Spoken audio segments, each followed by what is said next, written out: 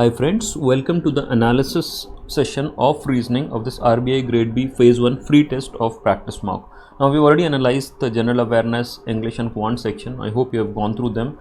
This is about reasoning.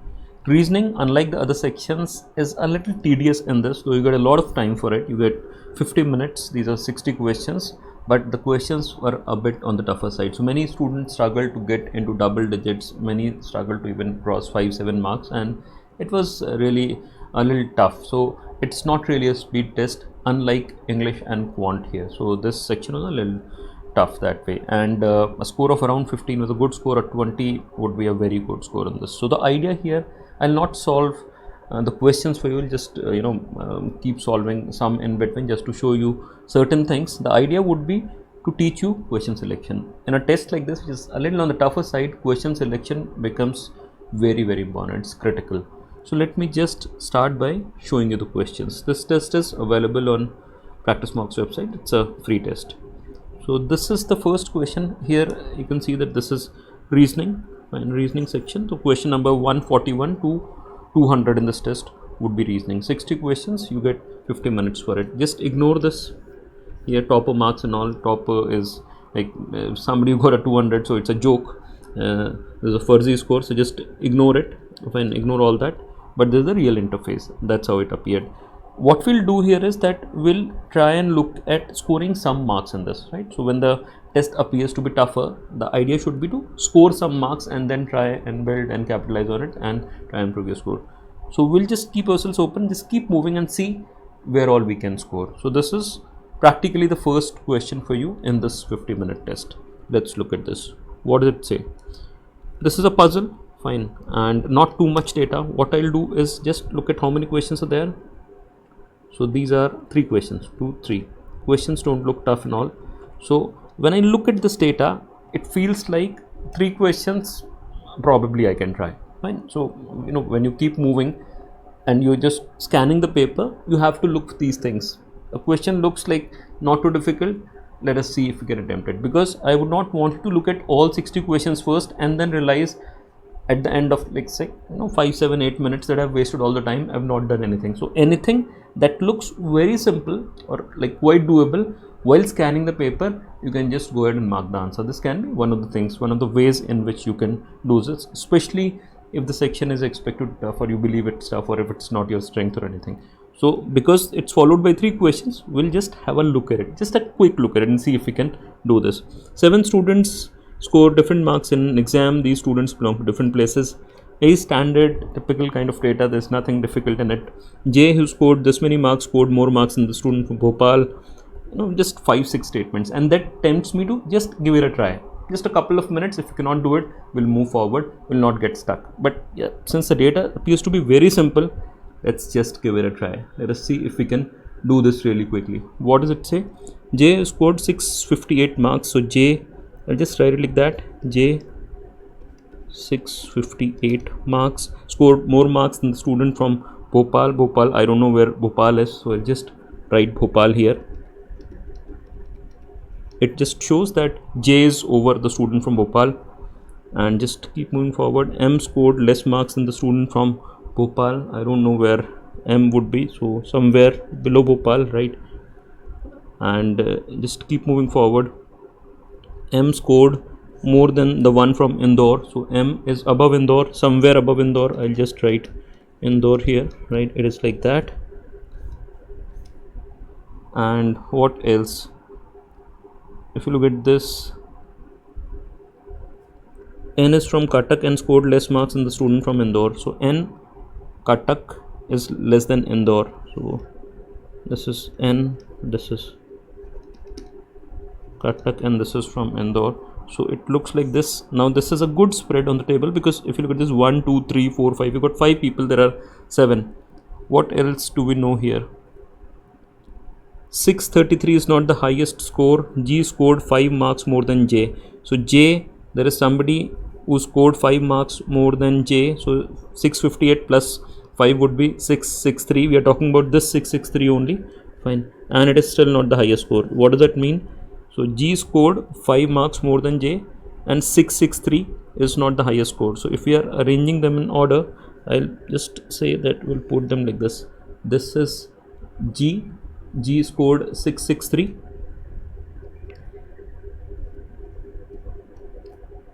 Right, we don't know the place, and I'll just put it like this because there is somebody else here as well.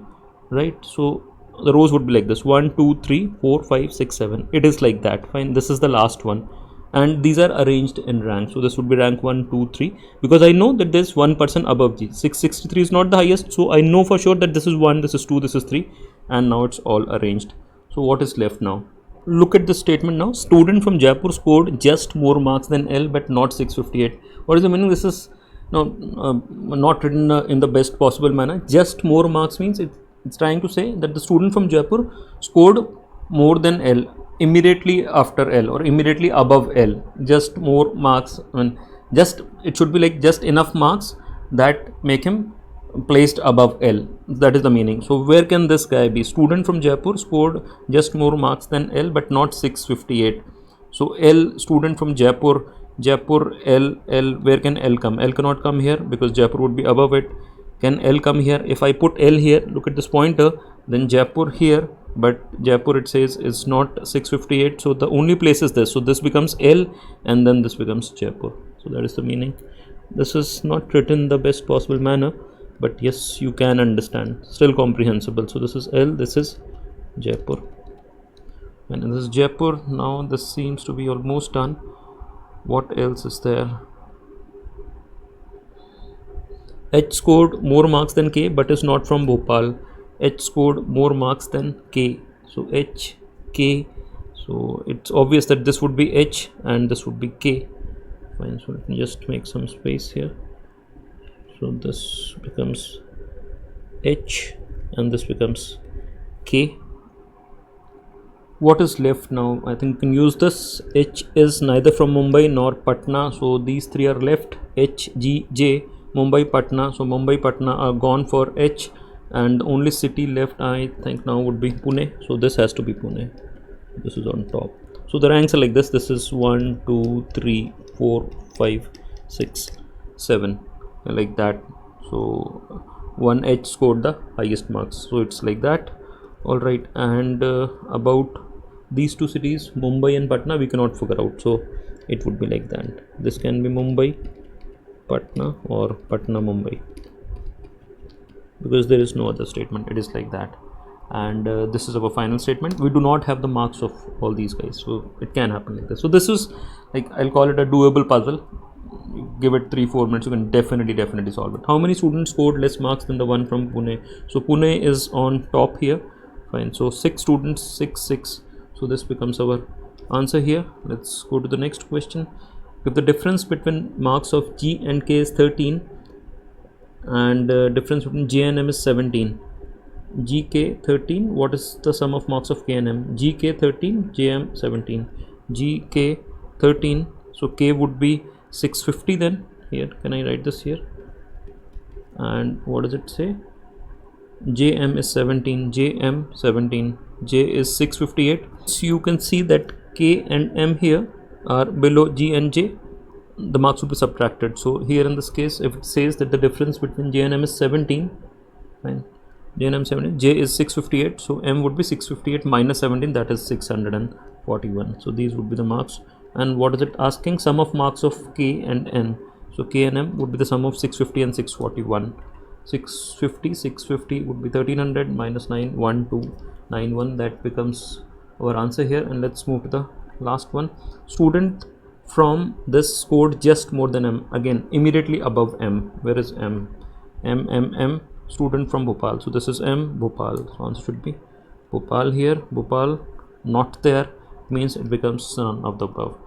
So yes, I'll call it a doable question, one which could have been done quickly, and it will give you a good start here that way. Let's move now. This is a set here. This is how many questions? 1 2 3 4. Yeah, so this is 4 questions. And let's look at this. What does it say? Answer the following questions on the information given below in a code language. Now here, if you look at this, it does not seem to be very easy. I'm not saying it cannot be done, but if you look at this, it's not very apparent. So this is 7 greater than sign, then D. It's not very apparent. Plus they do not have any kind of an order here. So this one elated is not related to 22, this H, no. So they are random order. So this might take some time to decipher what exactly is it. It's not very apparent. So I would not suggest doing it at this stage. You can always come back, crack this as a set of 4 questions, very tempting. But at this stage, no, just leave it. Just keep moving forward. Look at the paper. Just keep all this in your mind, what all is there for you to attempt. Move forward. What is it? It's a question on critical reasoning. Some reading, let's leave it to be done later.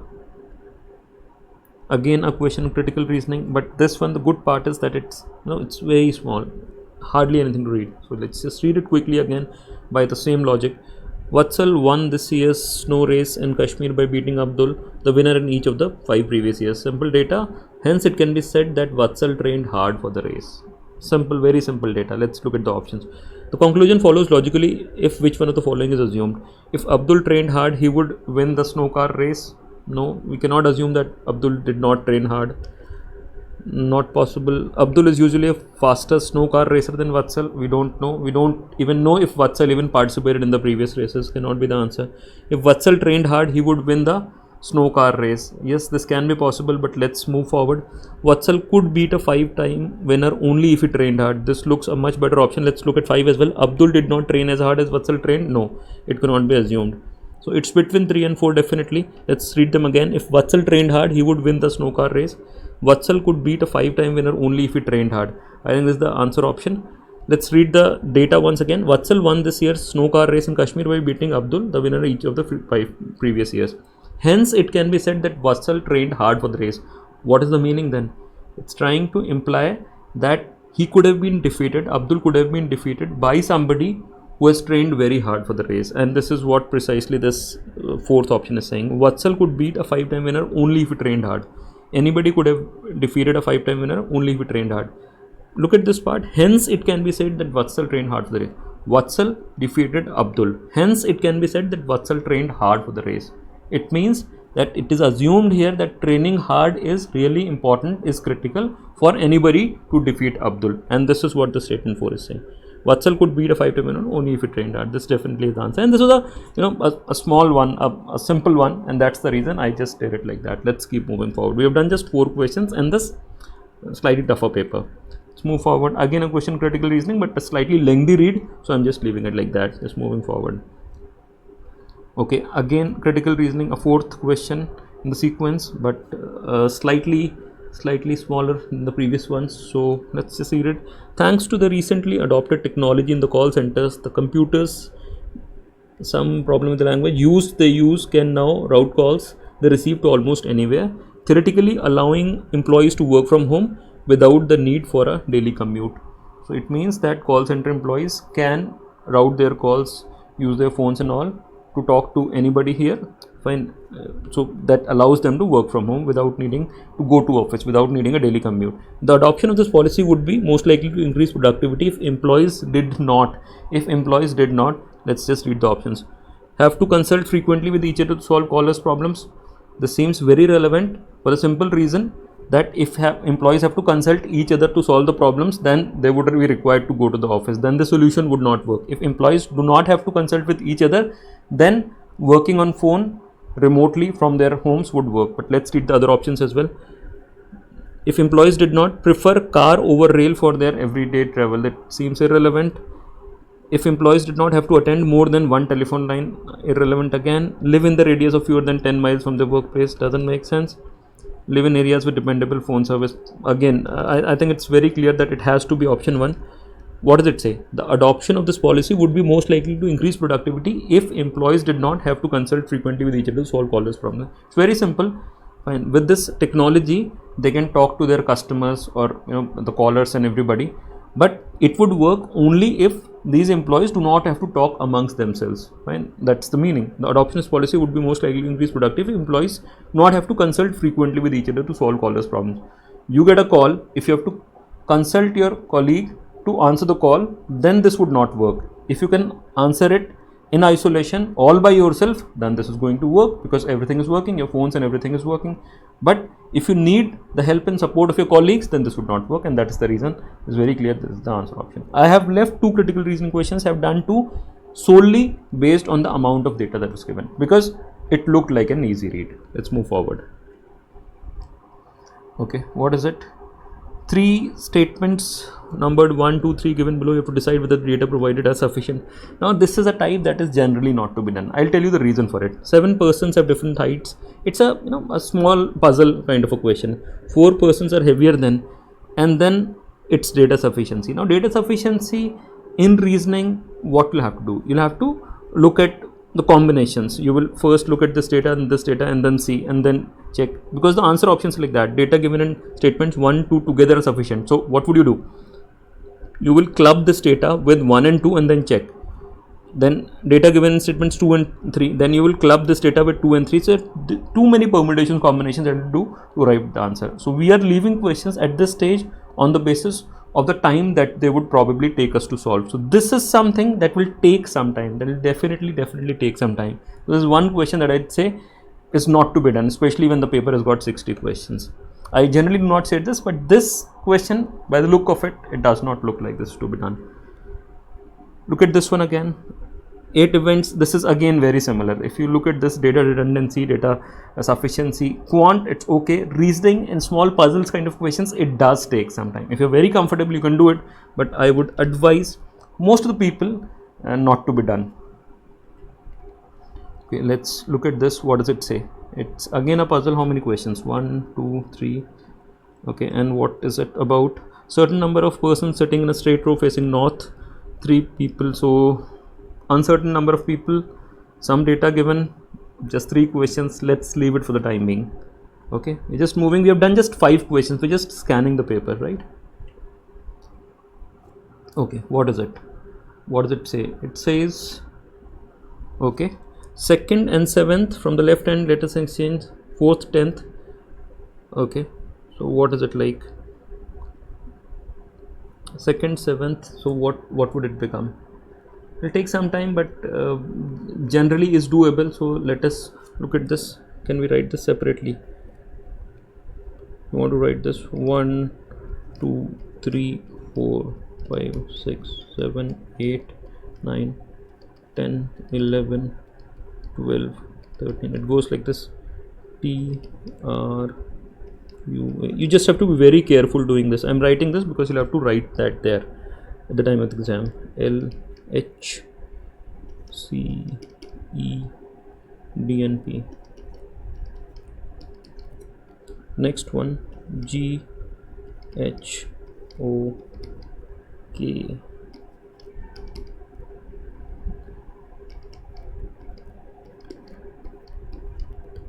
Right.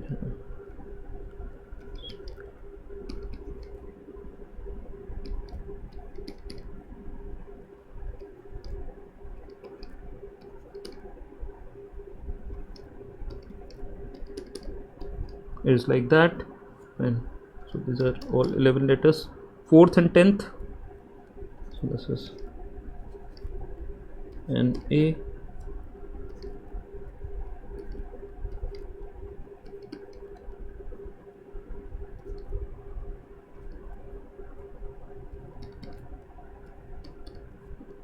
Five and 9.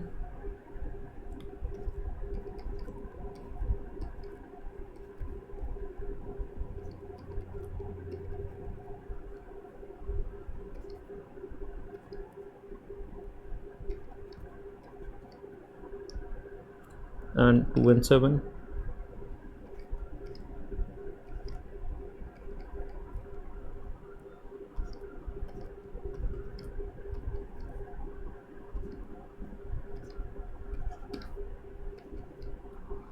Now read it. What does it say?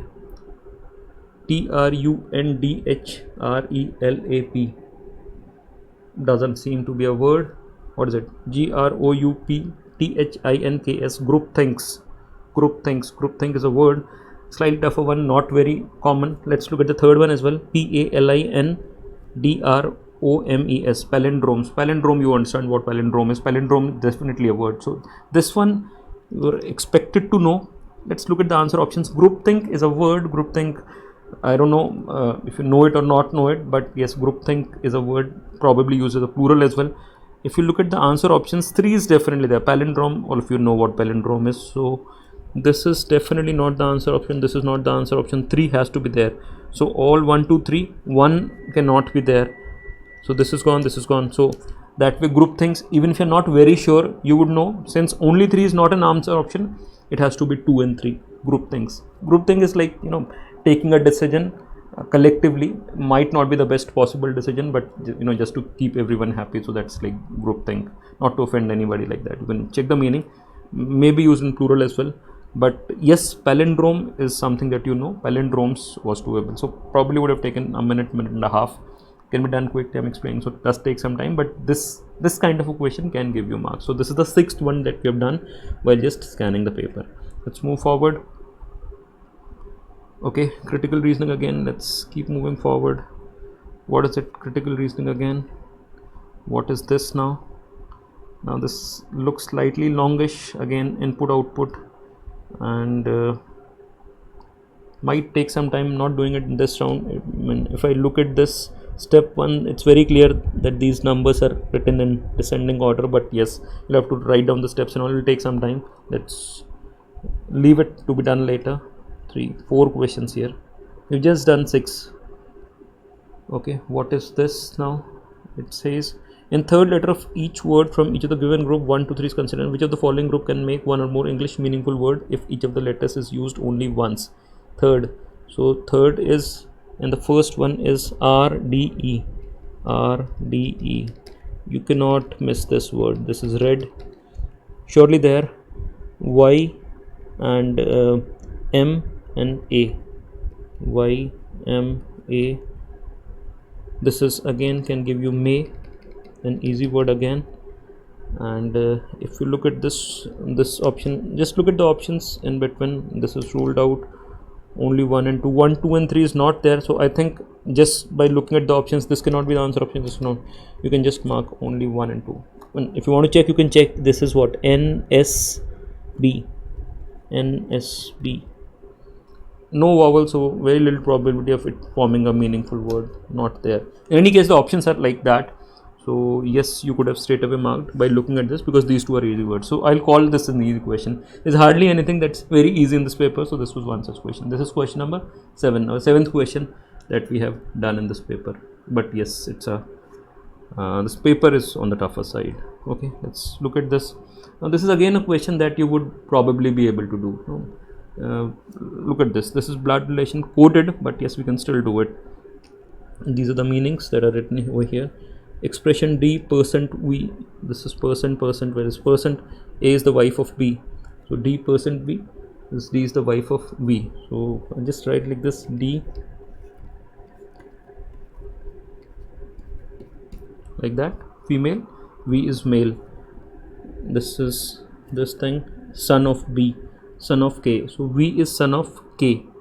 K would be above this thing. Okay, means the son of V, and V, K is wife of G. And percent again, K is wife of G. So can I say that it would be like that? Like it looks like that. And G is, what is this? Father of L. G is father of L, means, yeah, so this would be L. So this is the tree, like these are 2 kids, and L is female, it says so. So this couple K and G have 2 children, V son and L daughter. It is like that. Very simple. How is L related to D? L related to D, sister-in-law. Yeah, it is. So this is again a question that should have done. So this is number 8 that we have done. Not too many easy questions. So yes, anything that we get, we have to capitalize upon that. Let's keep moving forward again. Now puzzle with some data might take some time, so let's just leave it. Let's just keep moving forward again. 5 questions, but some data here. How many questions? This is direction sense. Okay, Let's just read it once. Three friends, Sachin, Vinod, Ritesh, follow different routes to reach point from. Alright, now my problem with this question is, since this is a slightly tougher paper, you can do a question like this. Now this is about tracking the trajectory of three people, Sachin, Vinod, Ritesh, and it is just three questions. Will take some time. Now this is a question that can definitely be done. It can surely be done, but it will take time. You just keep tracking it, carefully, not make a silly mistake, you'll get the answer. But three questions might take some time. It doesn't look like I'll want to do it at this stage. I'm just telling you how to pick and choose questions. So when you're looking at the paper, you have to go till 200. This is just 171. Would I want to give it 10 minutes at this stage? It might take 10 minutes as well, 8 minutes, whatever. Fine.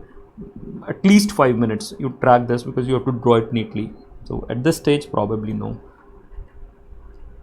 We just done 8 questions here. Okay, what is this? Again, a question, critical reasoning. Let's just read it. There's very little evidence of convergence on social indicators among Indian states. New data on health, education, access to basic amenities between this and this shows, right? Over nearly 2 decades, the Bimaru states have remained at the bottom, while Kerala, Punjab, Goa, Delhi remain at the top. What does it mean? Kerala, Punjab, Goa and Delhi, even if you do not use the general knowledge here, Kerala, Punjab, Goa, Delhi are at the top, and Bimaru states are at the bottom, and Kerala, Punjab, Goa, Delhi are not one of the Bimaru states, right?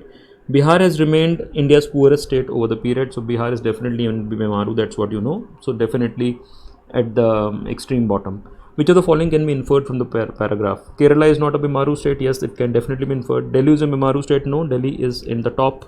Not possible. Punjab is a Bimaru state. No, not possible. Bihar is a Bimaru state. Definitely. Why? Because Bihar has remained India's poorest state. So Bihar is poorest. Fine. These are at the top. Fine. Bimaru are not top. They are at bottom. So Bihar is definitely Bimaru state. So these two, it means more than one is correct. So this would not be the option. This would not be the option. These two are definitely not the option. Option would be E. Now this again I would call a question that was sure shot marks. So these 3 questions, the last 3 we have done, were slightly easier. We are at 9 questions, just 9 questions, but not bad in a tougher paper. Let's move forward. Again here, but some data, so I'll leave it. Okay, let's leave it again. Keep moving forward.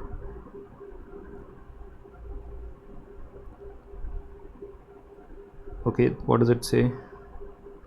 Select the correct combination of statements that can be inferred. Okay, Nalini recently invested in a small scale restaurant that was started off by 4 of her college batchmates. Simple, she invested rupees 5 lakhs and bought 10% stake in the company. 5 lakhs, 10% stake. Nalini, simple data. After the restaurant was successful, the founders offered to pay her thrice the amount she had invested in return for her stake in the company. Okay, Nalini declined this offer and decided to keep her stake. So simple data, she bought 10% stake in a startup started by 4 of her batchmates, and she invested 5 lakhs and got 10% stake, right? Simple data. They asked after it was successful to pay her 15 lakhs, 5 into 3, 15 lakhs. She declined. Let's look at the options. What all can be inferred? It doesn't look too difficult. The profit earned per month by Nalini is greater than the amount offered to her by the founders. Yes, you can say that some kind of profit would be more, but per month is my problem here. Profit earned per month, we cannot really infer this per month. Anyway, let's leave this. Let's move forward. Nalini believes that the profit she earns from a share in the restaurant would be greater than the amount offered to her by the founders. This definitely looks correct. Can you see the difference between 1 and 2? Here it's being very specific. Profit earned per month is greater than the amount offered to her by the founders. How can you assume that? Amount offered is 15 lakhs. So profit per month would be greater than 15 lakhs? No, you cannot infer. When I'm reading it again, it looks incorrect to me. Nalini believes that the profit she earns from her share in the restaurant would be greater than the amount offered to her by the founder. Now this is different. This is generic. It's not saying per month, per year, whatever. It means that when you look at the amount offered, say 15 lakhs. So the money that she can make on 15 lakhs would be nothing in comparison to the profit that she can generate from the restaurant. It is of that tone. So not very specific, but yes, she must have taken that decision. She must have declined the offer only when she feels that she can make more money by remaining invested. So it looks correct to me. The founders offered her rupees 15 lakh in return for a stake. That's obviously there. The founders inflation adjusted the amount before their offer. Nothing is mentioned like that. So nothing is mentioned, and we cannot assume that. So 2, 3 look to be correct. Look at the options. Yeah. So this is definitely the answer option. In fact, you could have also referred to the answer option. So only one, for example. 3 has to be there. If you look at the answer options, if you're confused at times, you can go in the reverse order. 3, the founders offered at rupees 15 lakhs in return for a stake.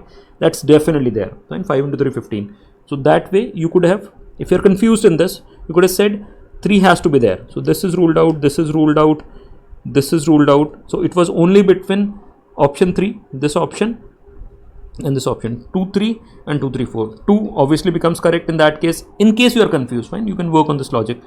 And 4, there is no mention of inflation adjustment, and it becomes like that. So what I'm saying here is that in the question, if you're confused, you definitely know that this is correct, right? If this is correct, this option is ruled out, this option is ruled out, this option is ruled out. So 2 is definitely given, it has to be correct. So it's between 2, 3 and 2, 3, 4. You look at 4 then straight away. Founders inflation adjusted the amount. You don't know, nothing is mentioned. It means that this is incorrect. This becomes your answer option. This in conjunction with logic at times works when you feel that question is a little ambiguous like that, but it was correct. So this is probably, I think, the 4th CR question that we did. I have not read 6 because they looked slightly lengthier, but it seems that in this paper CR was a little on the easier side. So I think we've done 10 questions now. Let's move forward. Again, a puzzle does not look very small or very simple, would require some work. 4 questions. Now this is mathematical inequality. What does it say? Which of the following symbols should replace the question mark in the given expression in order to make the expressions v is less than m and g greater than k definitely true? So let's look at this. V is less than m. Where is v? V. Just look at this. V is just here, right? V is connected to k and v is connected to l. Can we find l anywhere? No. So we cannot proceed on this line. V is this, then this is k. Where is k connected? K is connected here, and we have to reach m. K is connected here, and then r, and then r is connected here. So this is the connection. Can you see this? We start from here and then go here and then go to this one. So v to k, k, d, r, g, m. Fine. So v less than m. V less than m. M. This is fine. M greater than equal to, this is fine. This is fine. So both these signs have to be either less than equal to, or equal to. Fine. Then only we can do this. V less than would do the job. I'm just writing this here. So here less than would do the job. Less than here would also do the job, or less than equal to would also do the job, because this is all correct. R is less than G, G is less than equal to M. This is all fine. Even equal to would do the job. Now look at the options. So this is definitely going to result in a violation. This is going to result in a violation. So answer has to be, even this is going to result in a violation because of the second one here, this other sign. If this is greater than, this chain breaks here. V less than k, then k greater than, no. So even this is not possible, right? So among these, either none of the above or this option. So this can do the job for us. Fine. So if we write this less than equal to in the first one, this is fine. And let us just cross check. So this is working, right?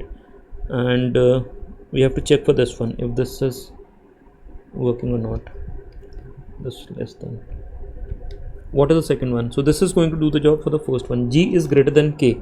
So G is greater than k. This is G, R, yeah. This, yeah, you can connect this. So k to d. Look here, k to d, r, and then g. So you can find relation between g and k, and this sign is going to work. So it means that this is correct.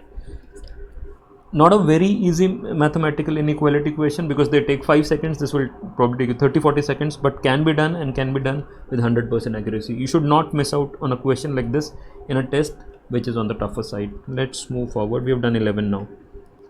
This is again a question on mathematical inequality. What does it say? Following table shows the statements PQR on left side and conclusions STU on the right side. This is PQR here, STU. Match the statements to the conclusions to find out which of the following conclusions is or followed with respect to the statements given. And then this is like match the columns. So one would go with this, one would like that, and then these options are given. So let us just start. I would want to start with this QR, for the simple reason that this is P is a little longish, no? 1, 2, 3, 4 segments. Here this is 3, here this is 3 segments, like that. So look at this and then you start. So if I look at this, the options, so Q is connected to U here, then T here, and T here. When we look at QT, QT is here and here. Fine. So L and V, we have to find a connection between LV. So if we start here, this is L less than, this is doing fine, and we have to reach V, and then C, and then we move in this direction towards A, and then it's not connected. A is not connected, it's lost. If you look at from the other side, V is greater than, so V is greater than is this part K, and then here it gets stuck again, so it's, you cannot infer this, so it means that these two options are gone. What do we check next? Just find a common option. So let's say RS, let's check this. RS, what is RS? This is X greater than G. Where is X is greater than equal to G. So this is very simple. X is equal to greater than equal to G, and this is X greater than G. Cannot be inferred. It means that this is incorrect. RS is also incorrect, so this is also gone. So answer has to be this. If you want to cross check, you can cross check. If the question is correct, that has to be the answer. RT, what is RT? T is L less than V. L less than V, where is it? L less than V. So this is L less than D. Okay, and V, yeah, so this is L less than V. L less than D, D to A to V. This is connected. This is the answer. If you want to check, you can check PS as well, not really required. This definitely is your answer. So this is the 12th question that we have done. Now let's just keep moving forward. What is this now? Again a puzzle, and followed by 4 questions, but what is it like? It's again a slightly twisted one, pentagon shaped table. So people who are not great at puzzles might find these questions a little on the tougher side. Circumference is 60 meters, and okay, let's leave it. What is this? Syllogism. But the problem is that now they are reverse syllogisms. Conclusions are given, and you have to look at statements that take some effort and with possibility. Let's keep moving forward. What is this? Boxes. How many questions? Okay, it looks simple, but just 2 questions, so I'll not do it. Let's move forward. Again a reverse syllogism. Let's keep moving forward. This looks a little longish. Circular table. Okay, how many questions? 2, 3, 4, 5. 4 questions, but yeah, it'll take some time. What is this? The question can be answered using. Okay, now again the problem is that it's a small, very small puzzle, but you have to look at this much data in this. It will take time. Move forward. Again a small puzzle, but lots of data. It will take time. Look at this. Again a puzzle with some data. These are generally the questions that are, I'll not say not to be done, but you have to be very careful. If you've got time, you cannot do anything, then you can try them, because you have to make combinations here and them. So for example, this is the root data, then you combine it 1, then with 2, then with both of them, and like that. So it's like all different puzzles in itself, and what for? Just 1 mark. And this is the last question, again a reverse syllogism. So we have scanned the complete paper, and we did 12 questions. The idea was not to solve the questions, the idea was to tell you, and I'm sure that we got it with reasonable accuracy. Now this first scanning should have been done in 20-25 minutes, and it can be done in 20-25 minutes. So when I explain while talking, it takes a little more time. When you're scanning the paper in the first go, when you've got 50 minutes, you can actually afford to do it. The idea should be to get some marks. Now the difficulty level, it varies. So if it's a slightly tougher paper like this, in which there are hardly any setters, you have to do it this way. In a slightly easier paper, probably in place of 12, in the first round itself you would have done 20, like that. So when it's just 20-25 minutes, you cannot do multiple rounds. It's difficult. You can do it with some practice, but in a test like this, in which you've got 50 minutes, you can definitely do a couple of rounds. So here this 12 could have been 15, 20. Also on the basis of strength, you probably could have said I could have done one more puzzle in between somewhere. It could have been a little more. But what I'm trying to say is, I have assumed that we are not great at the subject, and this is not our strength, not doing well.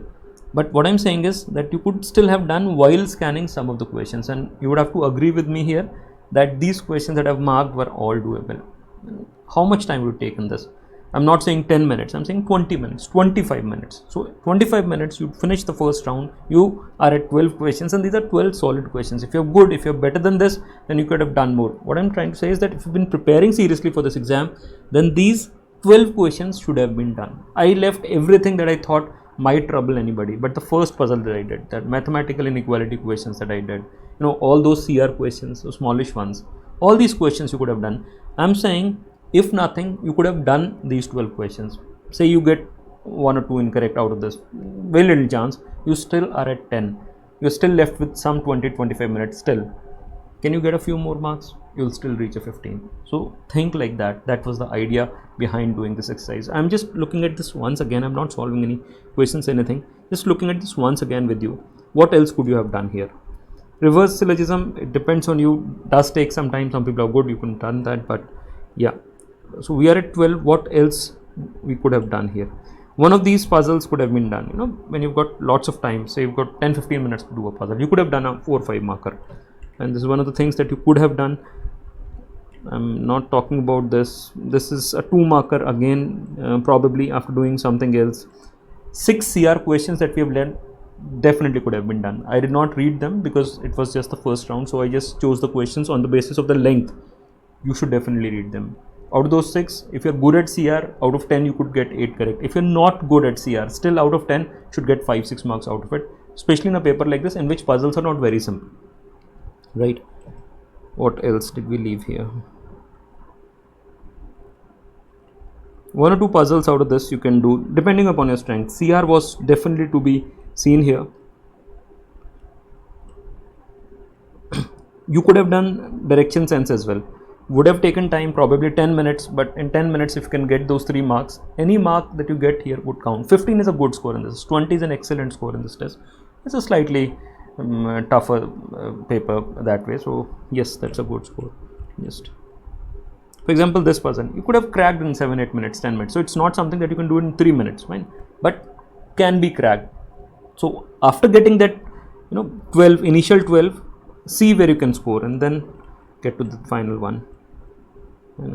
One of these questions, input, output, coding, decoding, 4 questions each. I left them because they would have taken some time. The idea was to not get stuck, just keep moving. So those 12 questions that we marked were while we were moving. So do it like that.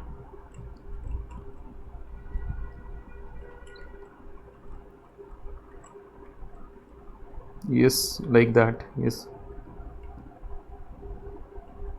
For example, this question, cannot get it very quickly, but after you have got some questions, some marks under your belt, you can try this.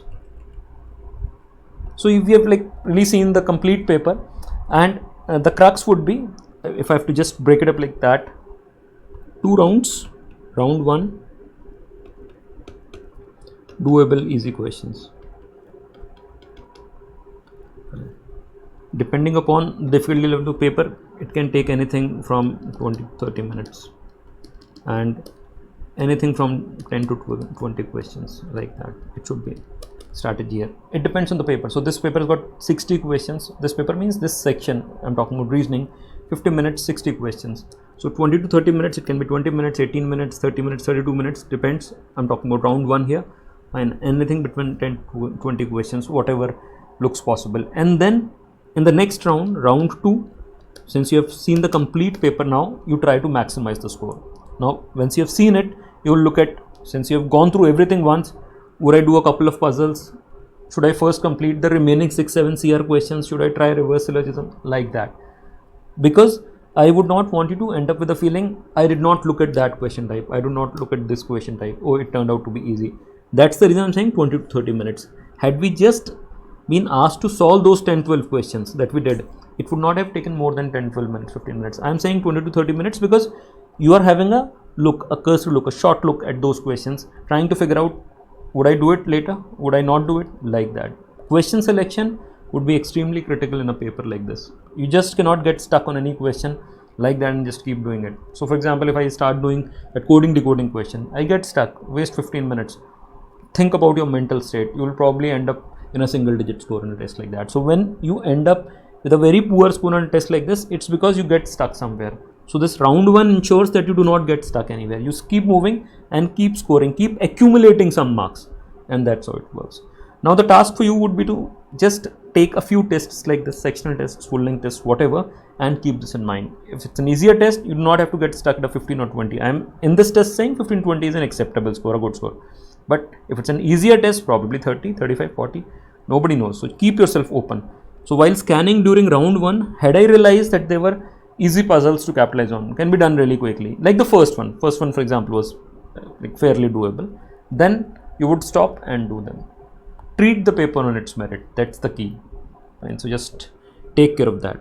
Keep working hard, guys. Make the best use of these last few days. All the best.